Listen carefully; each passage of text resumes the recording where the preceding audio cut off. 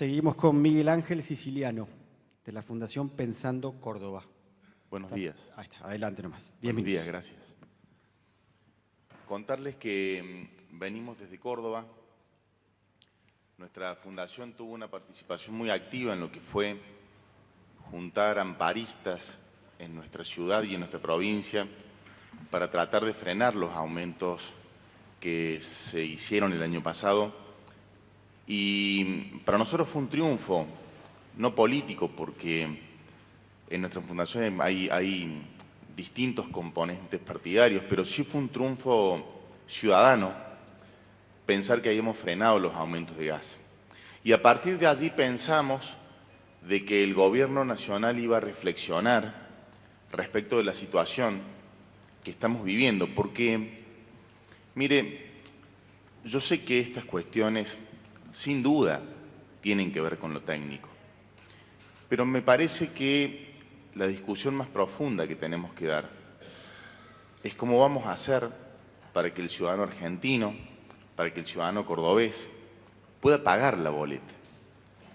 Créanme que cuando uno se acerca a los centros de jubilados, a los clubes, cuando uno habla con los ciudadanos de a pie, ver que en barrios populares como San Vicente, como Alta Córdoba, como Cofico, que una persona común, un taxista, un abogado, un farmacéutico, un empleado de comercio, le llega una boleta de gas de 2.500, 3.000, 4.000 pesos, es realmente impagable, es inaccesible.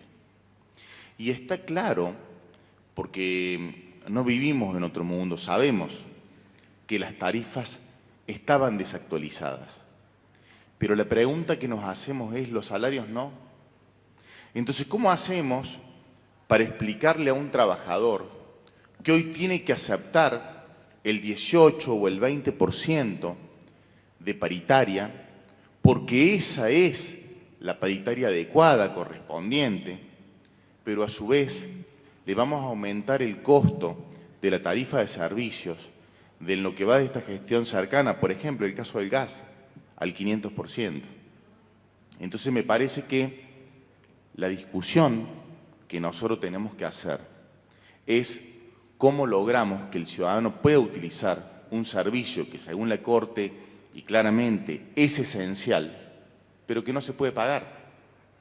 Por otro lado, hay una discusión que nosotros necesitamos que se dé, que es cuál es el plan de inversiones y cuál es la proyección que tiene el gobierno nacional en materia energética para transformarnos con los años en un país de punta, porque sabemos que Argentina es la segunda reserva mundial de gas y si bien estamos discutiendo costos y tarifas, no estamos viendo, o por lo menos no nos están mostrando, cuál es la discusión que se le da al sector privado para que hagan las inversiones necesarias, para que lejos de seguir generando con el gas de importación y porque ni siquiera nos alcanza para nuestro propio consumo, podamos transformarnos en un país exportador de energía. Porque sin duda que si no logramos independencia energética, mucho menos vamos a lograr independencia económica.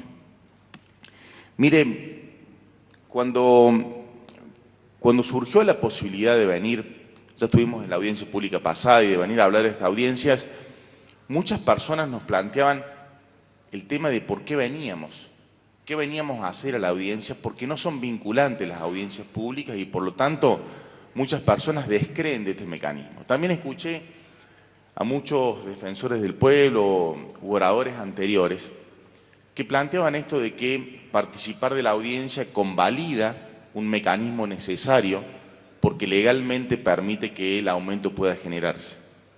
Y ojalá que poder escuchar sirva para poder generar cambios. Porque de verdad, ministro, siento que por un lado va la discusión tarifaria, por un lado va el ajuste de números y de ecuaciones y de necesidades que el gobierno plantea y de quita de subsidios de cara al 2019, y por otro lado va la realidad del tipo común. De verdad siento que la gente no puede seguir afrontando las tarifas que está afrontando. Mire, Córdoba ha sido una provincia de la cual siempre nos hemos sentido, de alguna manera, los cordobeses orgullosos, porque tenemos una cuestión quizá equivocada, pero sentimos que Córdoba es la provincia con más trabajo de la Argentina, con más pujante de la Argentina. Siempre hemos sentido eso. Y hace un par de años que en Córdoba de verdad se empezó a sentir pobreza en serio. La ciudad capital tiene aproximadamente 400.000 familias que no comen todos los días. Cuando uno comienza a dar este tipo de discusiones, no puede darlas sin tener en cuenta la realidad socioeconómica que está viviendo el ciudadano. Entonces, si nosotros discutimos solamente cuál es la tarifa y la regulación del subsidio que el gobierno nacional va a generar para con los empresarios, si nosotros discutimos solamente cuál es el número que le cierra al empresario para poder seguir trabajando, tanto del valor de boca de pozo o el transporte, me parece que nos estamos olvidando de una discusión esencial, porque a nosotros no nos interesa solamente discutir la quita o no de subsidios. Lo que nos interesa discutir en realidad es cómo va a ser el ciudadano para pagar, porque la pregunta que nos hacemos es, muy bien, el gobierno nacional va a dejar de poner plata en subsidios a los privados. ¿Y quién los va a pagar? ¿El privado va a dejar de ganar? Y ahí es cuando nace la discusión de cómo vamos a poder hacer como sociedad para afrontar tarifas de servicios que son esenciales y que el gobierno nacional no puede dejar de mirar. Créame, no voté al actual presidente. De hecho, milité para otro partido. Pero créame que tenía y tengo todavía puestas muchas esperanzas en que les vaya bien. Porque no tengo ninguna duda de que si al gobierno nacional le va bien, a todos nosotros nos va a ir bien. Pero creo que están tomando decisiones que no tienen que ver con la gente común. Siento que cuando toman decisiones que afectan al ciudadano de a pie, lo miran desde un lugar que no logran entender, vivir, sentir lo que le pasa al tipo que no llega a fin de mes.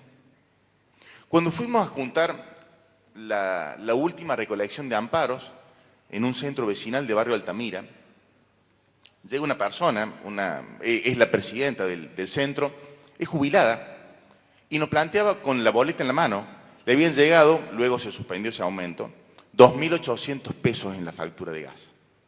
De jubilación cobraba 4 y pico. ¿Cómo una persona puede vivir si más del 50% de lo que cobra de jubilación le llega en la boleta de gas? Y sí, que use menos el calefactor, que cocine menos, que se duche menos, que calefaccione de otra forma. Y me parece que antes de dar esa discusión, tenemos que empezar a entender que hay gente que no está comiendo en la Argentina. Y cuando quienes toman las decisiones no tienen problemas con calefaccionarse, no tienen problema con climatizar su pileta, no tienen problema con llegar a fin de mes, no tienen problema con entender lo que es no poder pagar la cuota del colegio, la cuota de... Es ahí cuando las decisiones son equivocadas. Por eso, plantearle, ministro, que desde Córdoba vemos con mucha preocupación lo que está pasando con la actualización, no solamente de la tarifa del gas, sino de todas las tarifas. Porque entendemos, le vuelvo a repetir, que las tarifas estaban atrasadas. Tenemos claro que estaban atrasadas. Pero los sueldos y los ingresos de la gente están mucho más atrasados. Porque siempre el sueldo de la gente sube por la escalera, mientras que las tarifas suben por los ascensores. Entonces siempre el bolsillo del ciudadano se ve perjudicado. Por último, decirle lo que me planteaba una amiga que trabaja en un lugar donde se atiende mucho a la gente no vidente en Córdoba. Y me decía, es una trabajadora social, me decía, si poder plantear que cuando uno tiene que empezar a cuidarse con tener que poner la calefacción, a cuidarse, ojo, de un solo calefactor, a cuidarse con cuánto prende la hornalla o no la prende, te quitan todo. Porque si te quitan servicios esenciales como la luz y el gas, ¿qué queda para lo demás?